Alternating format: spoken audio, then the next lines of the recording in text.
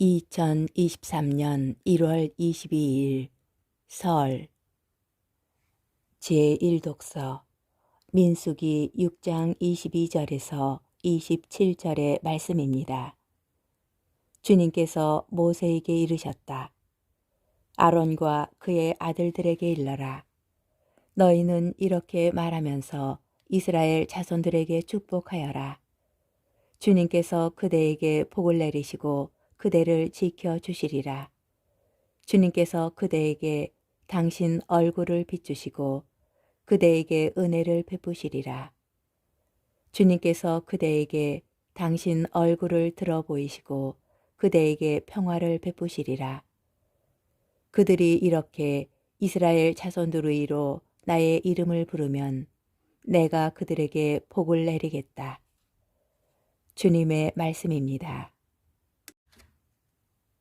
제2독서 야고보서 4장 13절에서 15절의 말씀입니다.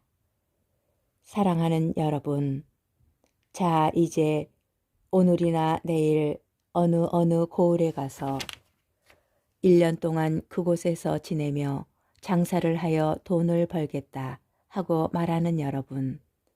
그렇지만 여러분은 내일 이 일을 알지 못합니다. 여러분의 생명이 무엇입니까? 여러분은 잠깐 나타났다가 사라져버리는 한 줄기 연기일 따름입니다. 도리어 여러분은 주님께서 원하시면 우리가 살아서 이런저런 이 일을 할 것이다 하고 말해야 합니다. 주님의 말씀입니다. 복음 루카복음 12장 35절에서 40절의 말씀입니다. 그때 예수님께서 제자들에게 말씀하셨다. 너희는 허리에 띠를 매고 등불을 켜놓고 있어라. 혼인잔치에서 돌아오는 주인이 도착하여 문을 두드리면 곧바로 열어주려고 기다리는 사람처럼 되어라. 행복하여라. 주인이 와서 볼 때에 깨어있는 종들. 내가 진실로 너희에게 말한다.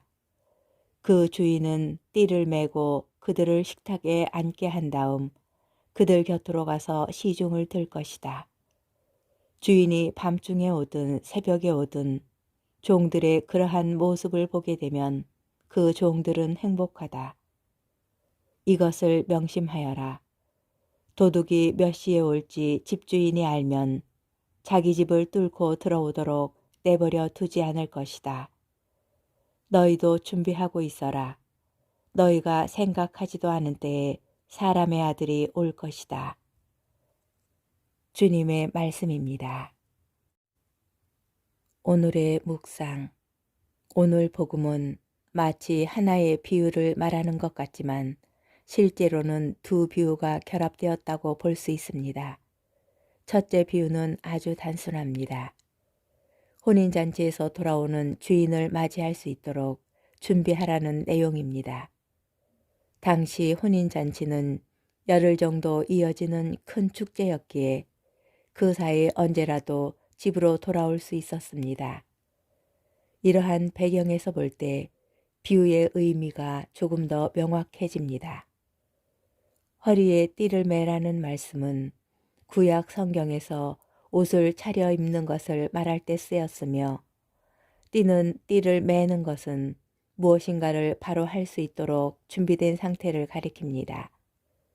이 비유의 마지막에는 행복하여라 라는 행복선언이 반복됩니다. 주인을 맞이하려고 늘 준비하고 있는 사람은 행복합니다.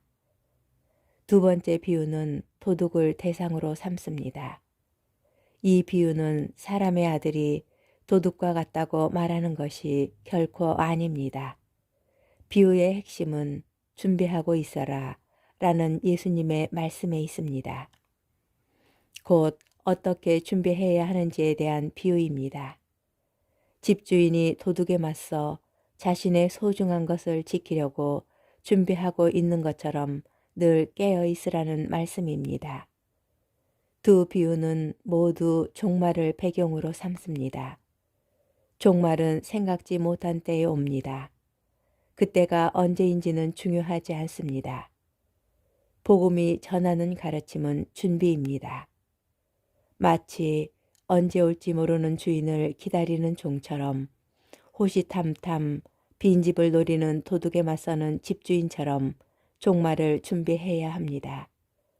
많은 경우에 종말은 우리를 두렵게 하는 표상들로 묘사되지만 오늘 비유는 다른 면을 알려줍니다. 곧 종말은 주인이 종에게 봉사하는 것처럼 기쁨과 행복의 때이기도 합니다.